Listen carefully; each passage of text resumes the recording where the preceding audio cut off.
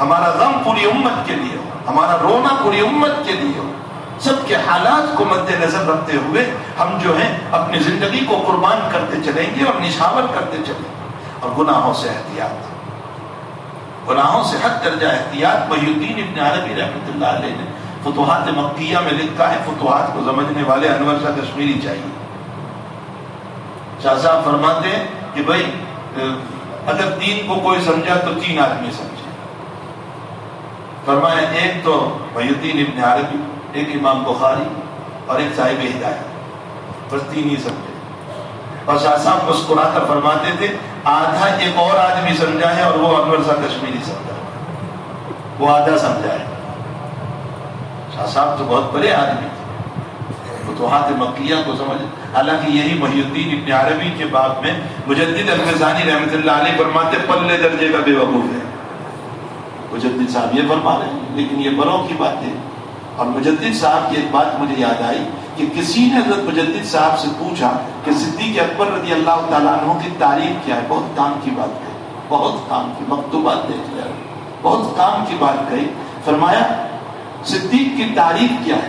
تو فرمایا ایک بڑا آئینہ لے آؤ اور اس آئینے کے سامنے نبی کریم صلی اللہ علیہ وسلم کھڑے ہو جائیں تو یہ جو حضرت کھڑے ہیں یہ نبی کریم صلی اللہ علیہ وسلم ہے، اور آئینے میں جو عکس نظر آ رہا ہے وہ ابو بکر صدیق ہے.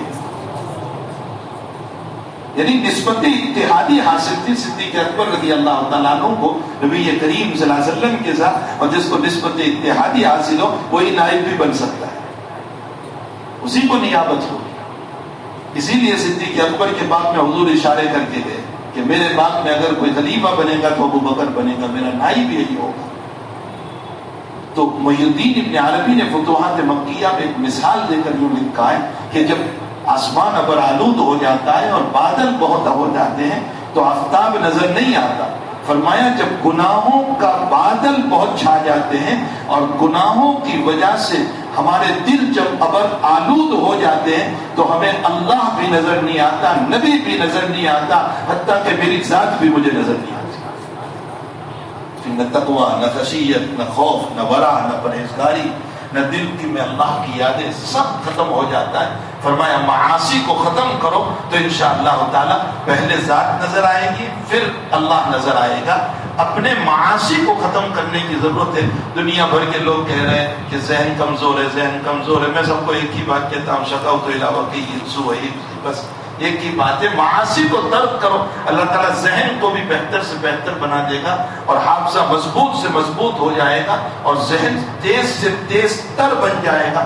شرط یہ ہے کہ ہم معاصی کو چھوڑنے والے بنے. تو حقیقت یہ ہے کہ ہماری زندگیاں، میں میری ذات سے متعلق کہہ رہا ہوں کہ مجھے معاصی کو چھوڑنے کی ضرورت ہے، گناہوں کو چھوڑنے کی ضرورت ہے، سنت پر اپنے آپ کو لانے کی ضرورت ہے، تقویٰ، ورع اور پرہیزگاری پر ہمیں اپنے آپ کو لانے کی ضرورت ہے. اور اس کے ساتھ ساتھ اہل اللہ سے انسلاک، اللہ والوں سے رب، اللہ والوں سے تعلق، ان کی صحبت میں جانا، ان کے پاس بیٹھنا، ان کے بند و نصائح پر عمل کرنا. یہ بھی بہت بڑی چیز ہے کہ عمل کرنا. ہم سنتے تو ضرور ہے بزرگوں کی باتوں کو، ان کی مجلسوں میں بھی جاتے، لیکن ہم اپنی زندگی میں نہیں لاتے. ہمیں اپنی زندگی میں اس کو لانے کی ضرورت ہے. ہم دامن جھاڑ کر کے کرے نہ ہو جائیں. جس بزرگ کی صحبت میں جائیں تو ہم ان باتوں کو اپنے اندر، ویسے آپ نے مسئلہ ماشاءاللہ آپ لوگ بیان کرتے ہیں کہ اگر کسی نے کسی کے خلاف کوئی مسئلہ کیا اور اجمالی معافی مانگ لے تو بھی کافی ہے. یہ تو ہمارا ہیلا ہے ہی کہ اجمالی معافی مانگ لے کافی ہو جائے گا. خود امام بخاری نے اس کو ثابت فرمایا. اسی لیے ہمارے بزرگوں کا معمول تھا کہ جب علیحدہ ہوتے تھے تو کہتے تھے بھائی کہا سنا معاف کیجیے. سب آ گئے، کہا سنا معاف کیجیے. تو اجمالی معافی کافی ہے. آپ نے بہت ستایا، بہت ستایا. اخیر میں یوں کہہ دو بھائی مجھ سے جو ہوا وہ معاف کر دو. اس نے کہہ دیا ہم نے معاف کر دیا، معافی ہو گئی، سب معاف ہو گئے. لیکن حضرت تھانوی فرماتے ہیں میرا مزاج یہ ہے کہ کوئی مجھ سے جب کہتا ہے حضرت معاف کیجیے تو میں پوچھتا ہوں کیا کیا تھا. حضرت فرماتے ہیں میں ویسے نہیں، کیا کیا تھا پہلے بتاؤ. اب وہ صاحب بتاتے ہیں کہ حضرت میں نے غیبت کی تھی آپ کی، میں نے آپ کے خلاف یہ بات کہی تھی فلاں. حضرت فرماتے ہیں میں اپنے شان کی وجہ سے نہیں پوچھتا ہوں، میں اس لیے پوچھ رہا ہوں کہ اس نے جو بات کہی ہے وہ مجھ میں موجود ہو تو میں دور کرنے کی کوشش کروں. اپنی تربیت. اسی لیے حضرت خود فرماتے ہیں کہ مجھے غصہ بہت آتا تھا تو میں نے غصے پر 3 تقریریں کی. دیکھ لینا تبلیغ میں ہے وہ 3 تقریریں. الغضب، حقیقت الغضب، اسباب غضب، یہ 3 تقریروں کے نام ہیں. فرمایا میں نے 3 تقریریں کی غصے کے اوپر اور اپنے دل کو یوں کہا تو سب کو غصے سے منع کر رہا ہے، تو خود غصے کیوں ہو رہا ہے؟ اللہ نے ان 3 تقریروں کے سبب سے بلا وجہ کے غصے کو ختم کر دیا. تو خود اپنی تربیت، اپنی اصلاح، یہ جب تک ہمارے اندر فکریں زندہ نہیں ہوگی وہاں تک ہم دوسروں کی تربیت نہیں کر سکتے ہیں. اور جہاں مدرسوں میں پڑھائیں امانت داری کے ساتھ پڑھائیں، دیانت داری کے ساتھ پڑھائیں، وقت کی پوری پابندی کریں اور اس کے ساتھ ساتھ مطالعہ اپنا بھرپور ہو.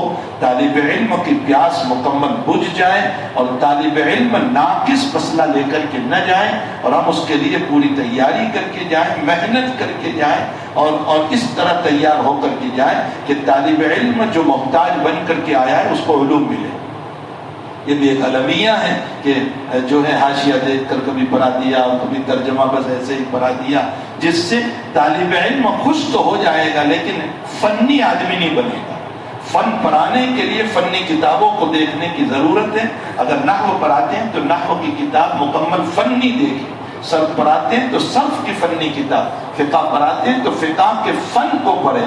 فن پڑھنے سے آدمی بنتا ہے، کتاب پڑھنے سے مدرس بنتا ہے. دونوں میں بہت بڑا فرق ہے. ہم فن پڑھنے پڑھانے والے بنیں جو دارالعلوموں کے اندر ہیں اور 100% ہم محنت کریں. یہ نہ سوچیں کہ یہ طلبہ تو ایسے ہی ہے، کچھ محنت نہیں کرتے، مجھے کیا ضرورت پڑی. ایسا نہ سوچیں. ایک لطیفہ جو میں نے جگہ جگہ سنایا ہے کہ ایک مولوی صاحب کا کسی دارالعلوم میں تقرر ہوا تو استعداد کمزور تھی ان کی، اور پھر عجیب و غریب کے معتمیم صاحب نے اٹھا کر ان کو مختصر المعانی دے دی. وہ پتھر جیسی کتاب ہے، استعداد کمزور ہے اور پھر مختصر پڑھی بھی نہیں انہوں نے. تو رات میں چکر لگا رہے تھے تو دیکھا طلبہ مختصر ہی لے کر بیٹھے ہوئے ہیں. تو ان کے پاؤں نیچے سے زمین نکلنے لگی کہ اگر کل اشکال کر دیا تو میں جواب کیا دوں گا ان کو. صبح جب درسگاہ میں طلبہ آئے تو فرمایا ماشاءاللہ آپ لوگ رات میں محنت، ذہنی رشوت، ماشاءاللہ آپ رات میں مختصر المعانی دیکھ رہے تھے، بہت اچھا، بہت محنت کر رہے تھے. کہا جی حضرت ہم مختصر المعانی دیکھ رہے تھے، آج پہلا درس ہمارا ہونے والا تھا تو ہم مطالعہ کر رہے تھے اور ساتھ ساتھ شرح بھی دیکھ رہے تھے. فرمایا کون سی شرح دیکھ رہے تھے؟ کہا بالم طول. تو وہ مدرس صاحب کہنے لگے کہ بالم طول کون سی شرح ہے، میں نے تو آج تک سنی ہی نہیں. بالم طول کہنے لگے نہیں حضرت بالم طول بڑی زبردست ہے، اس کے ذریعے سے ہم مسئلے کو حل کر رہے تھے. کہا بھائی میں نے نہیں سنا، یہ شرح لے آئے، کون سی شرح ہے؟ جب لے آؤ. وہ لے کر کے آئے تو اس پر لکھا تھا بالمطول، با کے ساتھ الف تھا تو بالمطول کو پڑھ دیا بالم طول. تو مول صاحب اپنے دل میں کہنے لگے کہ ماشاءاللہ جب آپ بالم طول سمجھتے ہیں تو اپنا بھی تالم طول چل جائے گا. چلے گا اپنا تالم طول، کوئی عرض نہیں، اب مجھے کوئی پریشانی نہیں ہوگی. تو ایسے مدرس نہ بنے. فن پڑھائیں، طلبا کو فن پڑھائیں. اگر وہ فن پڑھیں گے اس وقت ان کو سختی لگے گی، لیکن میں سمجھتا ہوں کہ فراغت کے بعد انشاءاللہ ساری زندگی وہ آپ کو یاد کریں گے کہ اس نے ہمیں بنایا تھا، اس نے ہم پر محنت کی تھی، آج ہم فنی آدمی بنے. مفتی سعید صاحب پالن پوری دعوت برکاتہ نے ہمارے وہاں ایک مرتبہ تشریف لائے تھے.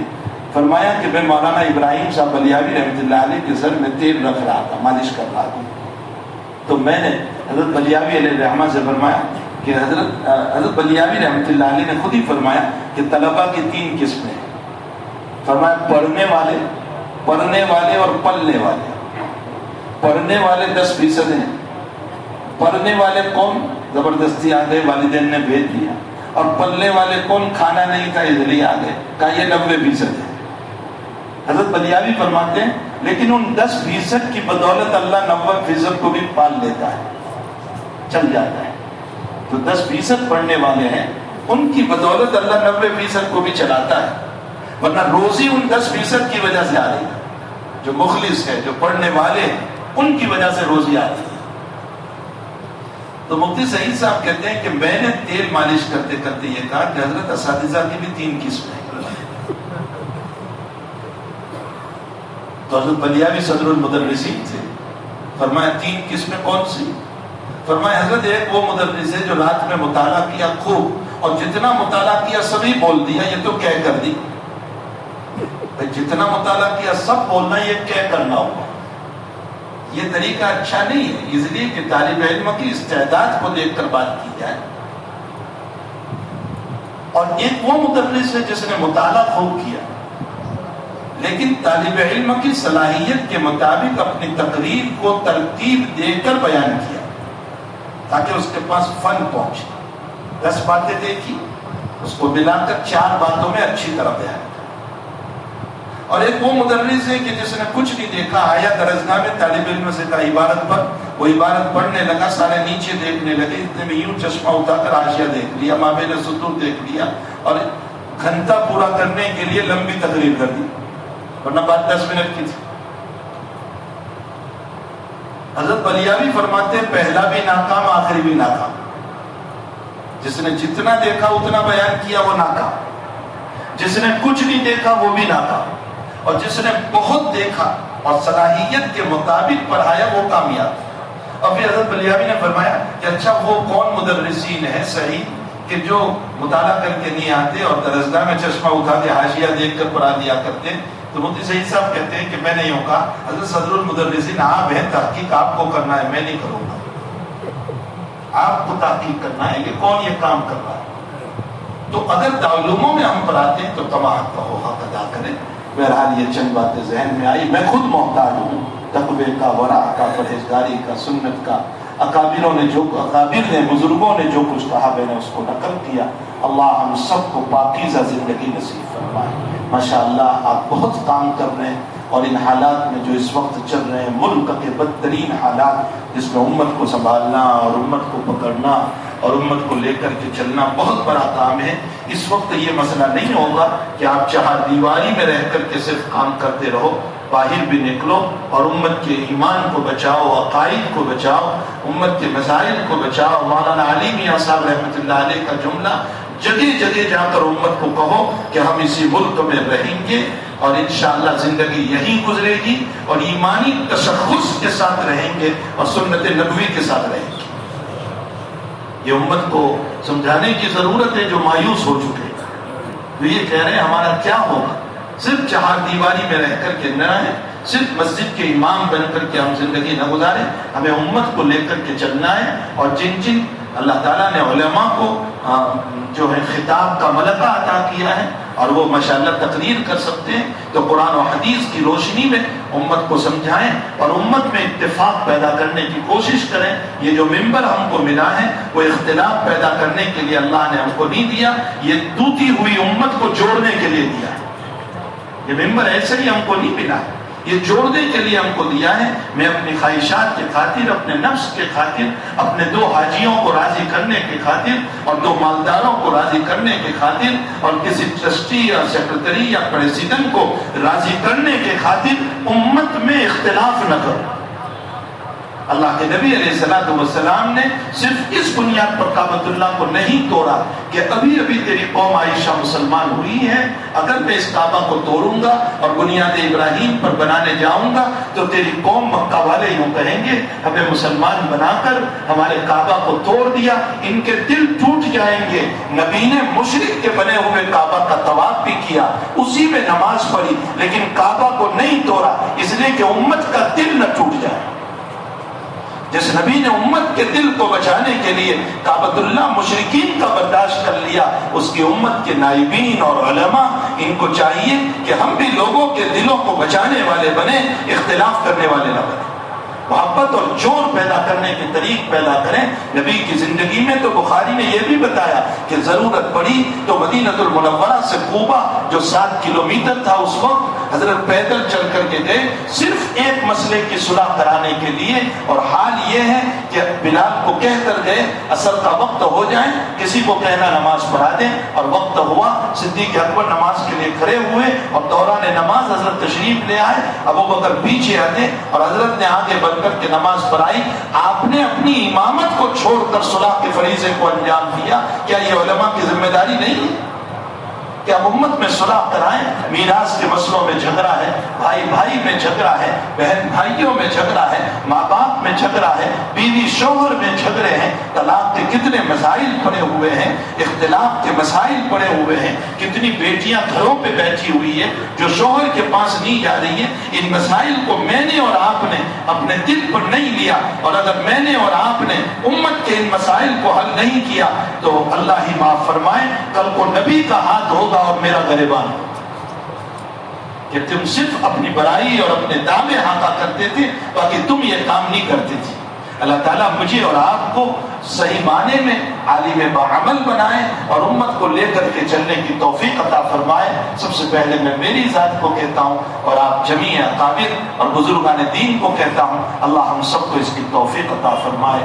الحمدللہ رب العالمین والعاقبۃ للمتقین والصلاة والسلام علی سید الانبیاء والمرسلین وعلی آلہ وصحبہ اجمعین. اللهم صل وسلم دائما ابدا على حبيبك خير الخلق كلهم.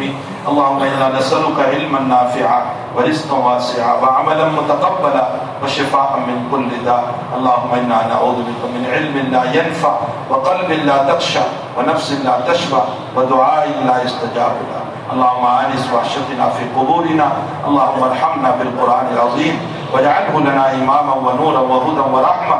اللهم ذكرنا منه ما نسينا وعلمنا منه ما جهلنا وارزقنا تلاوته آناء الليل وآناء النهار واجعله لنا حجة يا رب العالمين. اللہ یہ تیرے دین کے خدام ہیں, سب کو قبول فرما لے اللہ, سب کو قبول فرما لے, سب کو قبول فرما لے, سب کی ضرورتوں کو دست غیب سے پورا فرما. اے اللہ ہمیں موتی اور دینے والے بنا, مانگنے والے بننے سے ہماری حفاظت فرما. اللہ ہمارا ہاتھ اوپر رکھ اور نیچے رکھنے سے ہم سب کی حفاظت فرما. اے اللہ تیرے حبیب نے جو ایسی روزی مانگی تھی کہ جو دوسروں کے محتاج بننے سے بچا لے, ہم بھی اے اللہ اسی روزی کا تجھ سے مطالبہ کرتے ہیں کہ تو ہمیں خوب حلال روزی عطا فرما تاکہ ہم دوسروں کے محتاج نہ بنے. الہ العالمین ہم سب کی ضرورتوں کو دست غیب سے پورا فرما. یہ تیرے دین کے خدام جن کی راتیں بھی خدمتوں میں گزر رہی ہیں اور جن کا دن بھی خدمتوں میں گزر رہا ہے, ان کی ضرورتیں تو خوب جانتا ہے, غیب سے ضرورتوں کو پورا فرما دے. اللہ عزت و آبرو کی حفاظت فرما لے, عزت و آبرو کی حفاظت فرما لے, عزت و آبرو کی حفاظت فرما لے.